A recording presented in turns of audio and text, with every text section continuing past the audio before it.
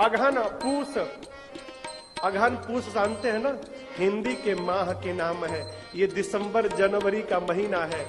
ठंड के समय में सवेरे का जो बिहान होता है ना, बिहान कहते हैं प्रातः काल। ठंड के समय में प्रातः काल जब सूर्य की किरणें निकलती हैं, कितना आनंद लगता है। उसी प्रकार आप अपने घर में अगहन और पूस का सवेरा बन के रहना। आपको देखकर लोगों को आनंद आ जाए, ऐसा जीवन रखना।